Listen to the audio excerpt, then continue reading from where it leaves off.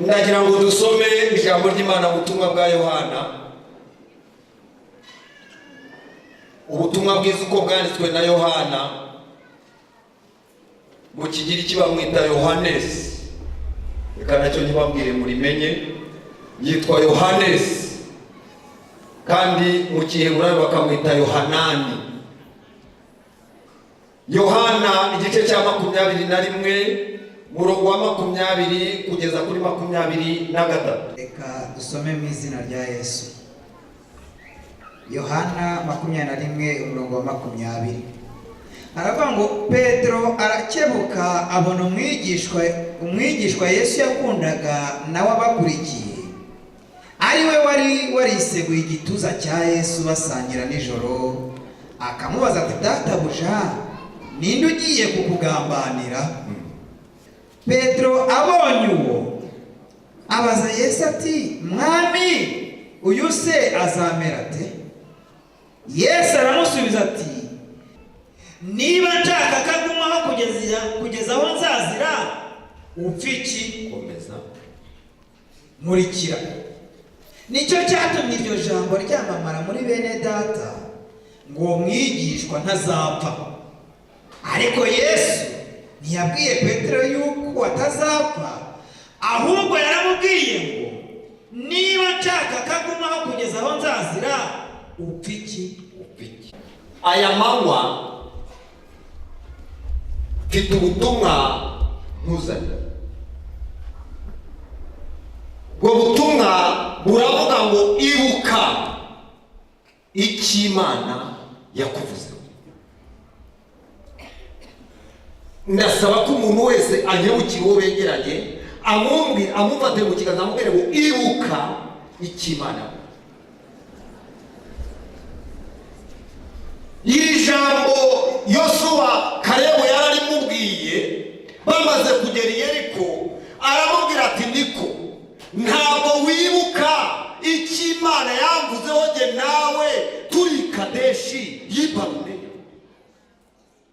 Kandi icyo gihe sinari umusore ufite imyaka 40, none mpafite 80, ariko ibuka icyo Imana yatuvuzeho twe. Ongera umubwire ko icyo Imana yavuze.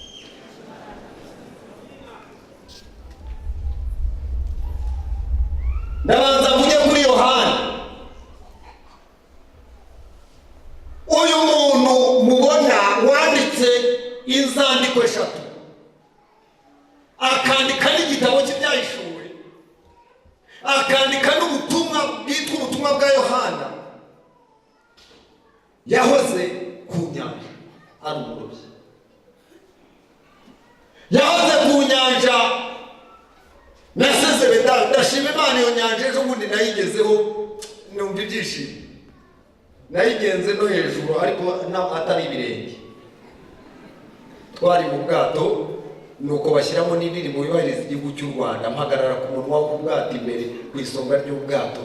Nuko uwadusobanura akavuga ati, ahangaha niho nyirizina ho Yohana na Petero babaga, amato yabo yabaga ahangaha baroba. Numva ibyishimo birangiye. Uyu mugabo yari umurobyi, uyu mugabo yari umukene, uyu mugabo nta cyagendaga muri make. Ijambo ryabazaga, ariko nk'uyu we azamera ate? Hadi uwe ko tumureba ameze atya, hadi uwe ko tumureba ateye atya, ubu ngubu we mubona amaherezo ye ari ayahe? Abantu benshi twarabibwiwe, abantu benshi twarabibwiwe, ndetse ukageza nawe guhunga abantu bavuga bati, uyu we rwose ibyo biragaragara nta herezo afite. Ariko turashima Imana yo mu ijuru, bafatanije nanjye mu izamurira icyubahiro. Ibyo abantu bavuga si ibyo Imana ivuga, hari icyo Imana yatuvuzeho. Ongera umubwire ngo hari icyo Imana yatuvuzeho. Kristo aramuhamagara, ahageze aravuga ati, nkurikira, please nkurikira, nzakugira umurobyi w'abantu. Bibiliya tubwira ngo basige inshundura na se Zebedayo baramukurikira, bamarana nabo imyaka 3 bagendagenda igihugu cyose, babona imirimo akora, babona ibitangaza akora. Yohana akaba mu bantu batatu bakundaga kuba iruhande rwa Yesu hafi cyane. Muri evenoma zikomeye zabaye kuri Kristo, uwo mugabo yabaga ndababwira hatatu gusa.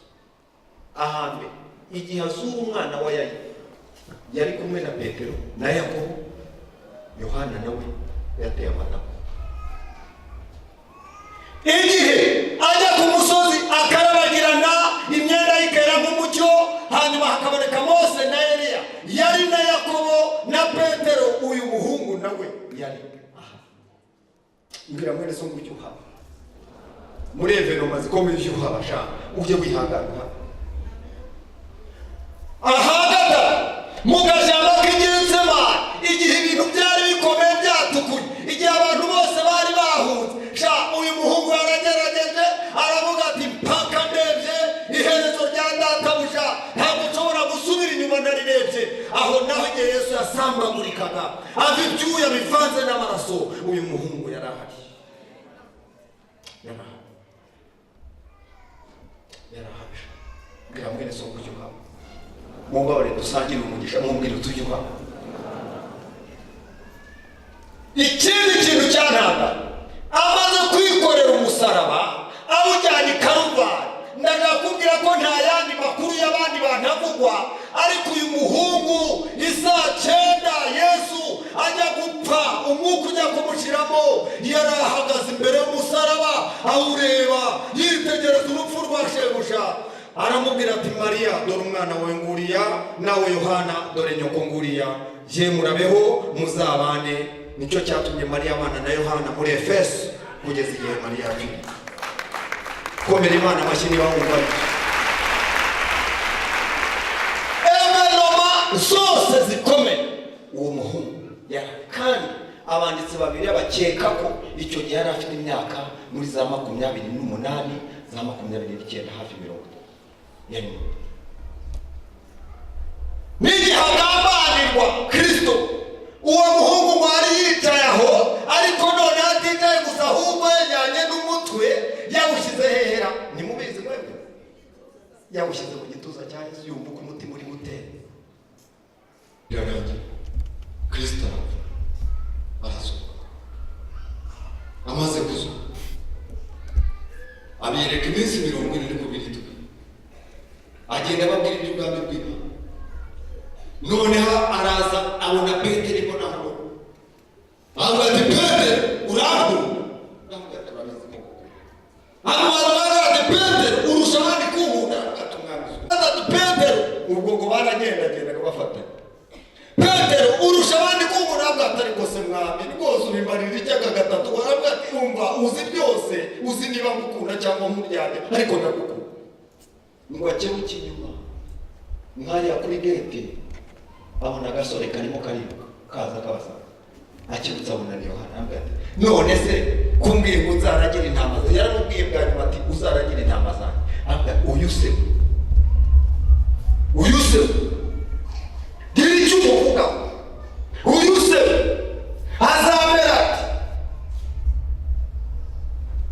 abo yabwiye mwese uko muzamera, muzamura Imana icyubahiro, mutere haleluya.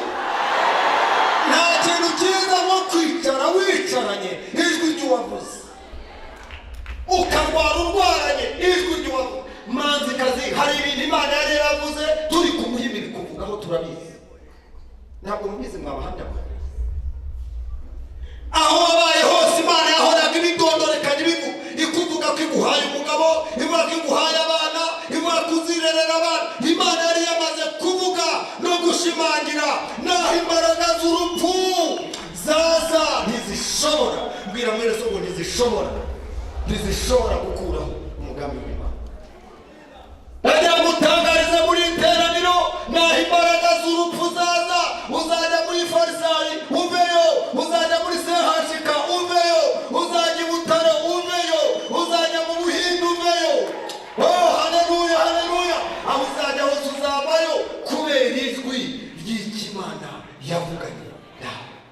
umubwire ngo ndakwifuriza ijwi ry'Imana. Avuga ngo uyu wazamera, avuga ijambo ry'ishoberamahanga, ndagira ngo muryumve neza. Narifashe mu mutwe maze kurisubiramo nk'inshuro 20.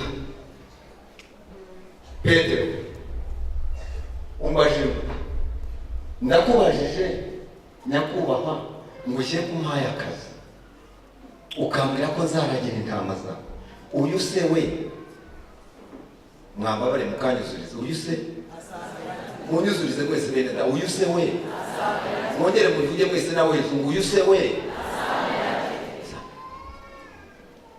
Icyantanga Kristo ntiyavuga ati nawe muzafatanye kuragira. Kristo ntiyavuga ati nawe azayobora amatoreka da, aravuga ngo Petero we niba ashaka ko gumaho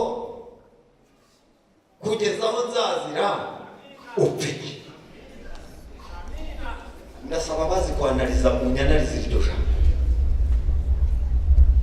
Niba ashaka ko gumaho kugeza igihe nzazira urashaka Petero, niba ashaka ko gumaho kugeza aho nzazira upfe. Yohana Petero biramushobera, baragenda bageze muri bene data, aravuga ati umwami Yesu yambwiye ko nzaragira intama ze, yambwiye ko nzakomeza kuragira n'abana b'intama, ariko rero icyo yavuze kuri Yohana ni mu cyumenyi babwe, yavuze ngo niba ashaka ko agumaho kugeza aho azazira imfiki. Bene data batese ibyo bivuga iki? Noneho bikorera ntuze yabo, arabati ngo ubwo icyo yavuze rero Yohana ntazapfa. Yohana arakomeza beho kugeza irazapfa. Icyo gihe Yesu asubira mu ijuru. Amaze gusubira mu ijuru, Abaroma n'abandi bami badukana akarengane ko kwica abakristo. Bahere kuri Petero, nako bahera kuri Yakobo ni wapfuye pe, ajya muri gereza yo kwa Herode. Herode aramusohora amuca umutwe. Amakuru arakwireranye bati Yakobo yapfuye. Petero barafashwa agiye i Roma. Ageze i Roma, Nero nawe amuca umutwe. Batuha kabiri nawe aragiye. Pawulo nawe baba bamuciye umutwe. Petero yabambwe acuramye, murabizi bamubambye acuramye, ameza ajya kuaravuga ati ntimumbambe nka Kristo umwami wanjye, ahubwo mumbambe acuramye. Baramucurika umwuka urahera, nawe abaragiye.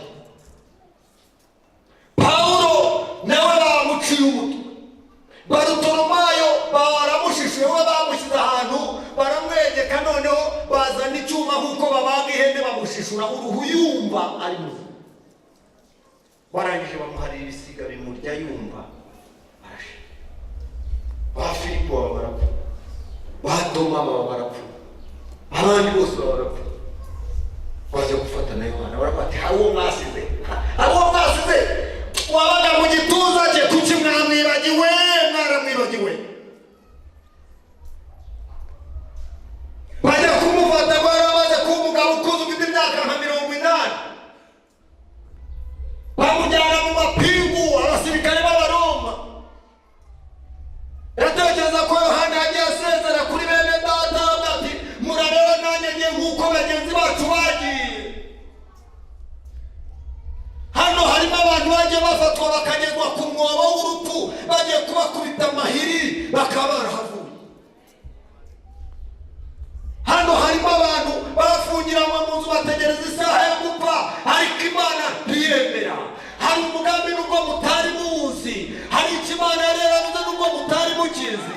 Muzamure Imana amaboko muhe icyubahiro. Icyo Imana yavuze,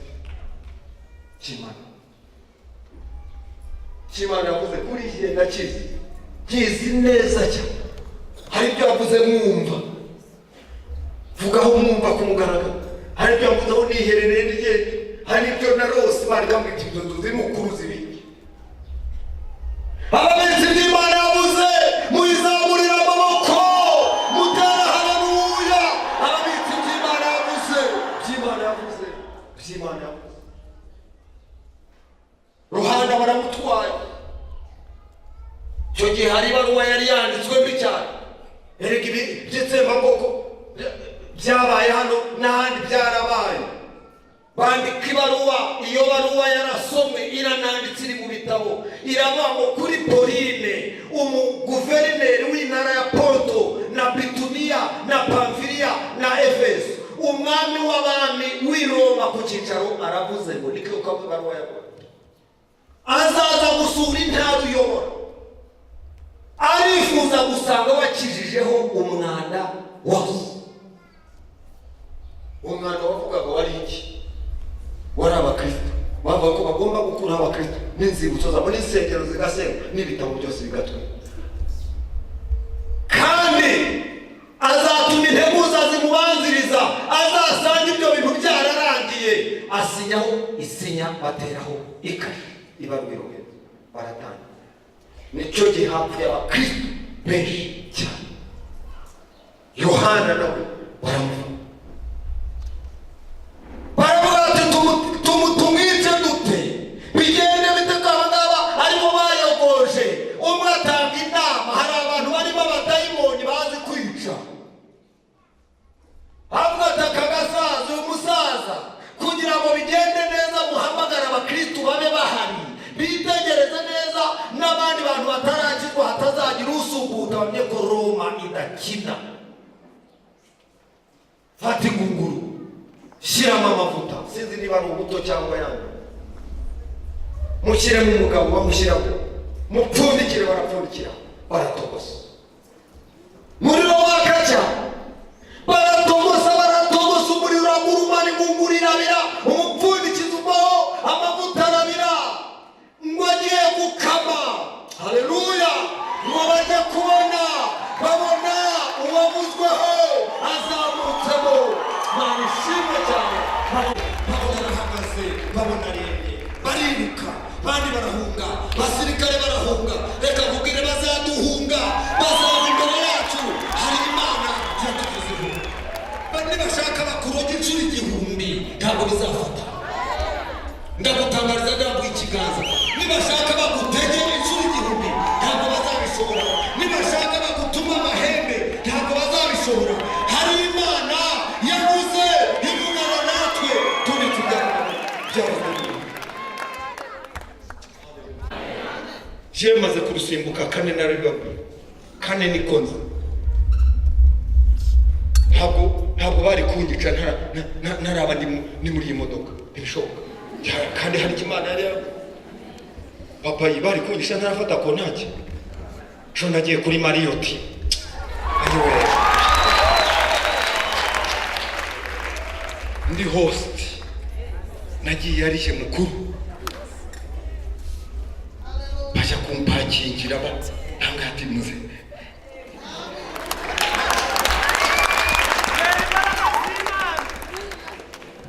Ntabwo byashoboka, wongera umumbwire ngo ntabwo byashoboka. Icyo ukora bizakunyeganyeza, bigerageze, bishitwe, bigerageze, kugeza ubwo uzajya uva mu ngunguru z'amavuta no mu ngunguru z'ibibazo, kugeza umunsi wawe Imana yateguye. Orune, urabyumva neza? Uwo barapfuye burya, gihe twagusuraga umeze ukuntu, ariko Uwiteka hari icyo yamugiye hatukiye, turacyakira. Tewukira mwene se umubwire ngo nawe rikubaho. Umuburigadiye amfata akanjyana kuri bariyeri, afite pisto n'igikangate cyinshi cyane n'imipanga n'iki byose. Ngo muzehe, nako nari ntarabana muzehe, afite imyaka 34. Murumva uko nari meze, ari umusore n'umusatsi wanjye ukiri wose haravaho.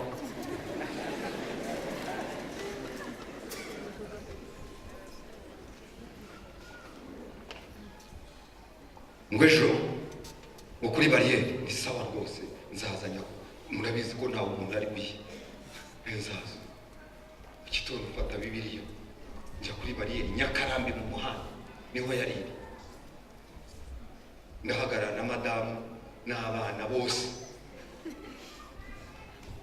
n'undi mukobwa wabaga mu, turahagarara turamutegereza, wowe kabyara ko ari no gutegereza. Wageze ngo pe turategereza aho aziye abwira gufata uwo mukobwa bahera kuri uwo mukobwa baramujya ariko ikimana baramujyanye tugira ngo byarangiye tugiye kuba tubona yagarutse ubu arabyafite abana batatu ngo fata icyo gipastori sha nafite bibiliya nafunze na karuvati hari ku cyumweru mu gitondo nta materaniro yabaga murabizi bibiliya irangiye akigwa hasi iguye hasi niba barageze muri sakoshi y'amafaranga intera hamwe zirayifata umwana aravuga ngo ariko ngo ubundi bwe murabona atapfuye nari nsigaranye ibiro 32 kubera ko twari twarakinze kuva indege ihanutse arareba ngo papa mwarekerayo nese nigendere ko genda ngenda ngira ndinda ngenda mbwira mwene so ngo narinze ngenda reka nkubwire hari ukuboko gukomeye kwari kukuri hejuru hari ijwi ry'Imana ryari rikuriho yagira ngo uzaba uri muri Bethesda uri muri worship team uzaba uri muri korali ushima Imana uzaba uri mu kidiyakoni uzaba uri Imana amaboko mwene data Yohana bamukuramo baramujya uyu rero agomba gufungwa kandi akajya muri gereza y'abakriminali abantu babicanyi b'abagome iyo gereza nta handi yari gereza y'Abaroma ikomeye yabaga mu burasirazuba aho witwa Ipatimo ni muri Turukiya uyu munsi ni muri Turukiya nisubira muri Israel ejo bundi bari bavuze ngo indege yacu iranyura no muri Turukiya we nagiye mbyinana Imana we ukora igitangaza nyine muri Turukiya ndebe muri Efeso nuko biranga ariko iyo utahayo ujye ngiye gutaha izakunyuzeyo ko nababwiye ko nshaka kujya ni Roma jya kuri aho bene data baguye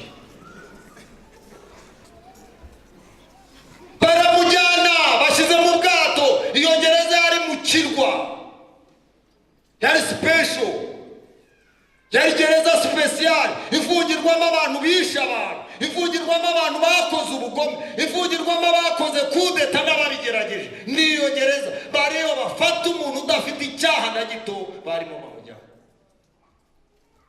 ajyayo agezeyo arafungwa ntabwo tuzi imyaka yamaze icyo ukora liberasiyo yabayeho tuzi itariki yabereyeho higeze kuba liberasiyo niyo yamufunguye burya Yohana afunguye na liberasiyo ya Perere Domisiyani niwe watangaje liberasiyo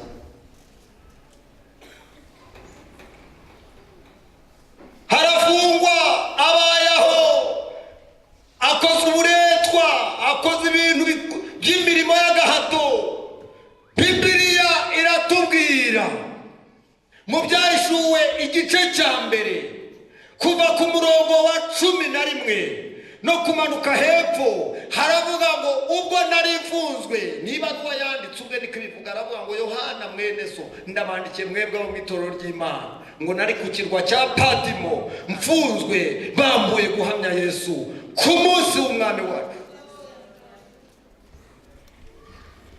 ku munsi w'umwami wacu jewe nari ndi mu mwuka haleluya ntabwo nari naretse gusenga nubwo ntabaga mu materaniro ntabwo nari naretse gusenga nubwo ntabonaga bene data jewe ku munsi w'umwami wacu nari mpandi mu mwuka maze ngiye ku numva inyuma bivuga ngo Yohana icyo ubona ucyandike ucyohereza amatorero y'Simuruna na Efeso na Philadelphia wabyumvise maze aravuga ngo nyebutse ngo ndebe mbona ibitereko by'amatabaza byaka ndebye nitegere mbona hagati yabyo umuntu usa n'uwo nigeze kubona nimwumve namwe bene data komera Imana amashyi n'umutima aravuga ati ndebye mbona uwo muntu ndamwitegereza mbona noneho amaso ye ameze nk'ibirimi by'umuriro ngiye kureba umusatsi we mbona umeze nk'ubwoya bw'intama cyangwa urubura, ngiye kureba umukandara we mbona umeze nk'aho ari umuringa wakuwe mu muriro. Mwitegereje wese ndatinya, maze mugwa imbere mera nk'upfuye. Arambwira ngo Yohana Peti, umva Yohana, witinya, ndi uwa mbere ndi uw'imperuka, icyo kora narapfuye none ndiho kandi mporaho kandi ngeze mfite imfunguzo. Haleluya. None icyo nje kukubwira, andika ibyo ngo mwitegereje menya ko ari wa wundi. Icyo gihe abanditsi bavuga ko hari hashize imyaka 50. Rya jambo rivuga ngo niba nshaka ko agumaho kugeza mu nzaza piki. Kamubwira ati kegera nze mujyane mu ijuru ngutambagize. Ntabwo njya kuvuga ibyo yabo. Aramwereka liberasiyo yabaye Yohana atakiba mu isi, ahubwo yarazengurutse ijuru, yarabonye ubwiza bwaryo, agera mu Efeso avuga ati bana bato, ubu turi abana b'Imana, icyo kora uko tuzamera ntabwo kurerekanwa, ariko icyo tuzi nuko Kristo niyerekanwa tuzasa nawe mumuzamura amaboko mu cyubahiro, tuzasa nawe. Ibuka ikimana itera abadayimoni barahari, ibituruka ku bantu nabyo birahari, ibizanwa n'ibihe nabyo birahari. Ariko ndagutangariza ngira ngo nkubwire, ntabwo ibyo byose bishobora kuzakuraho umugambi w'Imana igufiteho. Ntabwo bishoboka. Ntabwo umugambi w'Imana uzamarwaho n'amajwi y'abantu. Ntabwo umugambi w'Imana uzamarwaho n'abagufite baguhekenyera amenyo, n'abagambana utabizi, n'abagenda mu mwijima bakora inama utabizi. Ntabwo umugambi w'Imana uzavanwaho nabo. Hari icyo Imana yavuze, kandi icyo nicyo wicayeho, nicyo wegamiye. Wenda nta n'izindi nshuti ugira, nta n'abandi ugira, ariko wegamiye icyo Imana yavuze, kandi icyo kintu Imana yavuze kizakurinda kugeza igihe uzarangiza urugendo. Erega mesaje yabaye taransi mubwo nayitanze. Mundashaka gusengera. Natumwe gusengera abantu bafite ubwoba, ibyo babona baterwa n'abantu, ibyo babona baterwa n'abo batazi, n'inshuti mbi, ibyo baterwa n'abo mu miryango, bakaba bafite ubwoba. Abo ngabo Imana yabwiye ngo mbabwire ngo hari icyo Imana yavuze, kandi nubwo utakizi hari icyo Imana yavuze, hari umugambi Imana igufiteho. Humura, ntabwo uzapfa utageze ku mugambi w'Imana.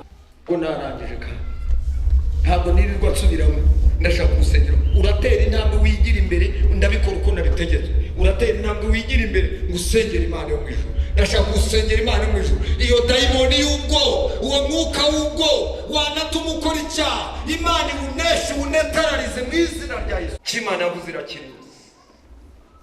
Imana yavuze yakuvuzeho irakirinze. Humura. Humva uko yamubwiye ngo ndi uwa mbere n'uw'imperuka kandi mfite imfunguzo. Ndagira ngo uyu mwanya uzamure amaboko uvuge ngo nakiriye imfunguzo, nakiriye imfunguruzo, nakiriye ubutware bwo gutegeka, nakiriye ubutware. Dusenge Imana. Torero ry'Imana, reka mbasabe namwe muhaguruke dufatanye gusenga Imana.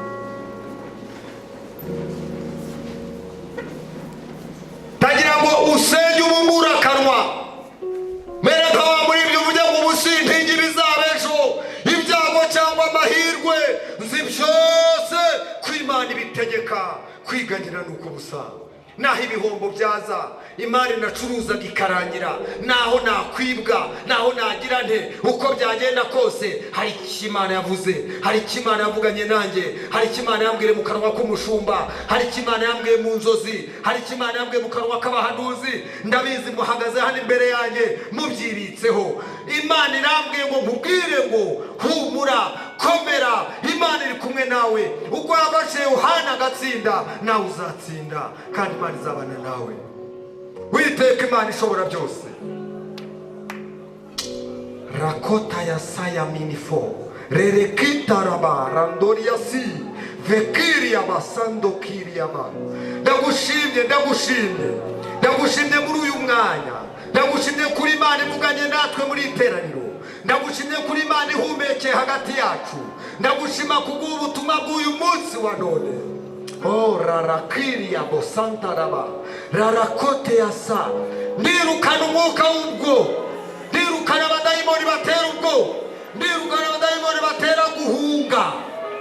Tok tok tok tok izina rya Yesu, mu izina rya Yesu ndirukana imyuka mibi, ndirukana iterabwoba riza mu matelefoni, ndirukana iterabwoba riza mu mamesaje, ndirukana imbaraga mbi. Rengera abakozi bawe, rengera abaja bawe n'abagaragu bawe, kandi ufata amaboko yabo ubarinde uko warinze Yohana ukamukiza urupfu inshuro nyinshi. Abari kubarinda, abari kubafata amaboko, abari kubakomeza, Mana ubarindire mu buntu bwawe, barindire mu mbaraga zawe. Mwuka wera w'Imana ababungabungira umutekano, babungabungira umutekano. Abagiye bahura n'ibihombo bakiheba, abagiye bahura n'ababambura bakiheba, abagiye bahura n'ibindi bintu bitandukanye bikabatera kwiheba, abo bose bongera ubagarura umwuka w'amahoro, mwuka w'umudendezo, mwuka w'umunezero, mwuka w'ibyishimo. Hararakiri yabo, mwuka ukunesha ugarukiye mu mitima yabo. Urakoze Mana, ndagushimiye. Urakoze Mana, nguhaye icyubahiro. Mukomeye amashyi mu izina rya Kristo Yesu. Amen.